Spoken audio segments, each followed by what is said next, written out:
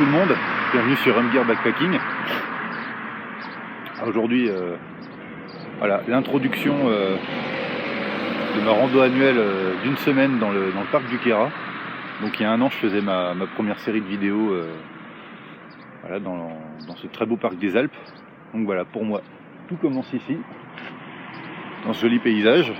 Alors ça commence par quelque chose de pas très glamour, tout simplement une petite séance d'autostop, parce que voilà, mon vrai point de départ, à quelques kilomètres, c'est que du bitume, c'est pas marrant, c'est pas spécialement joli. Donc voilà, point de départ là, et on se retrouve au pied de ma petite ascension pour aller au lac des Cordes, que j'avais par lequel j'étais déjà passé l'année dernière. Voilà, allez, c'est parti, à tout à l'heure. Alors voilà, un peu de stop, un peu de marche, je commence doucement, hein. On va pas s'épuiser tout de suite. Voilà, là je suis au lieu-dit l'Échalpe. C'est ici qu'on va rentrer dans le vif du sujet. On va sortir les bâtons de marche. Derrière moi le sentier qui monte vers le lac des Cordes. Là où je vais bivouaquer pour la nuit. Petit endroit sympa pour ceux qui ont vu les vidéos de l'année dernière. Un petit peu de passage.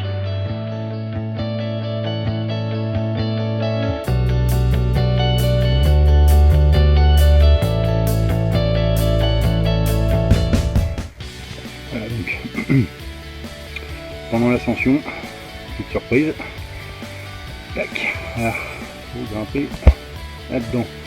Alors ça c'est une petite voie, je vais dire ferrata, pas vraiment. Il y a un câble. Le câble. Allez, c'est parti.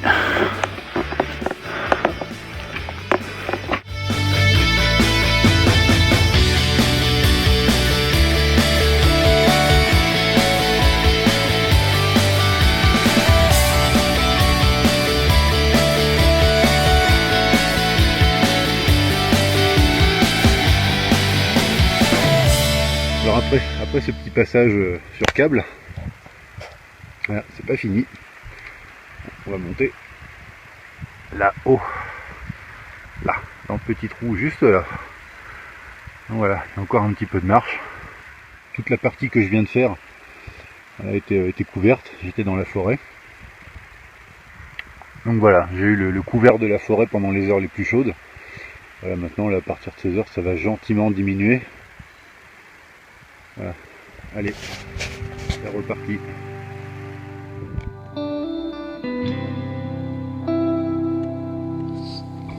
Ben voilà, bien installé.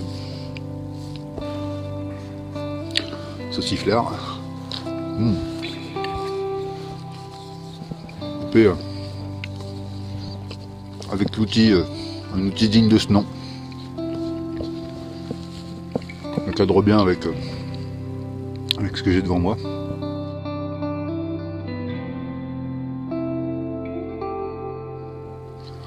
Et puis saucisson là, c'est la consolation. Voilà. Repas du jour. Donc voilà, bouffe lyophilisée. Je viens de mettre ça à chauffer.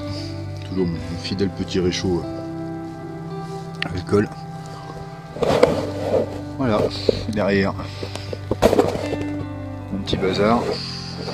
Et surtout, c'est ce qu'il y a devant qui est intéressant.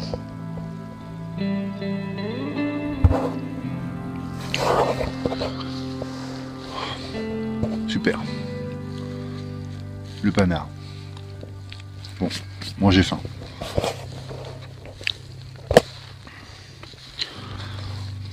Pour la route. Ouais, je fais ma popote.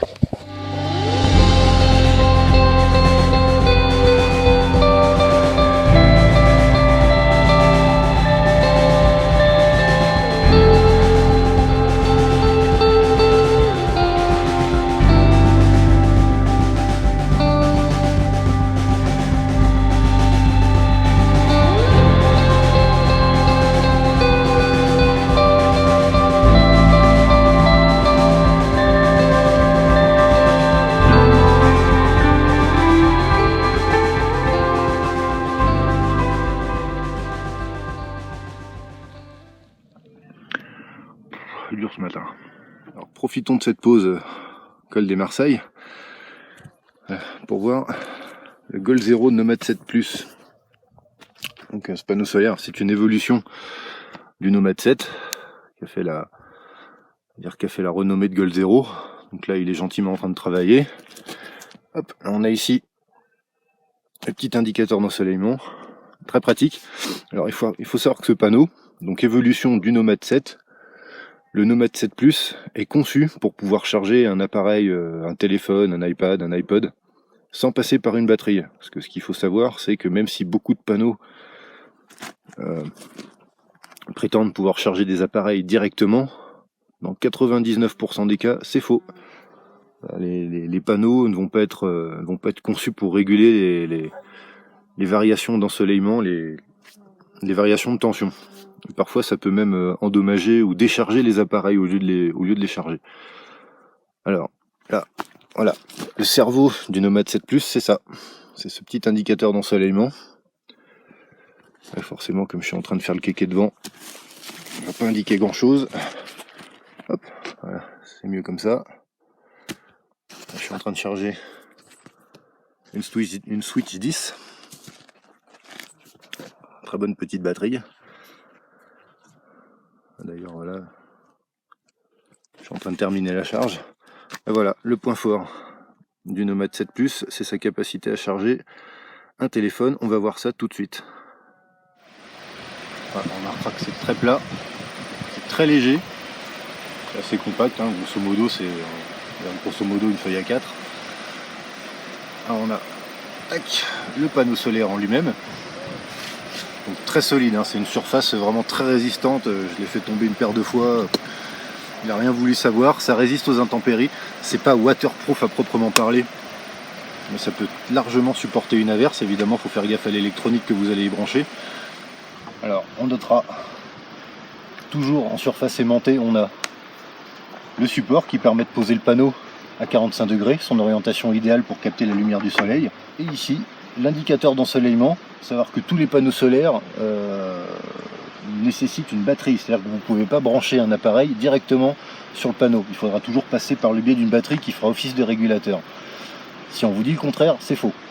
Voilà, le Nomad 7 Plus, c'est le premier panneau solaire qu'on peut brancher directement sur un téléphone, un iPad, un iPod, peu importe. Il faut savoir que ça charge très très vite. Alors évidemment, rien ne vous empêche de monter en série une batterie pour stocker de l'énergie en même temps que vous chargez votre téléphone. Voilà. Maintenant, on va voir tout simplement la mise en pratique. C'est ultra simple et c'est super efficace.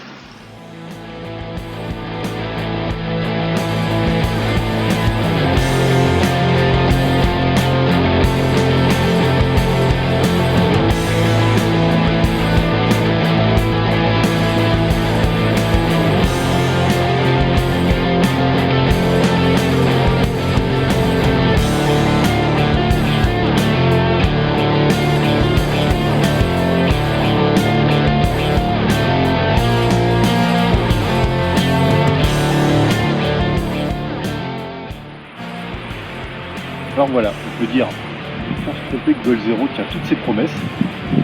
J'ai même constaté que le panneau était encore plus performant que les indications techniques précisées sur la boîte. Vraiment un très très bon panneau. Je peux charger un iPhone totalement à peu près 3 heures avec on a un gros ensoleillement ici, hein, donc forcément ça aide. Et voilà, c'est pour dire le panneau est vraiment aussi efficace que la marque le prétend. Donc c'est une superbe solution solaire pour tous les randonneurs, bushcrafters, même pour le voyage en général. On n'est jamais à court d'énergie.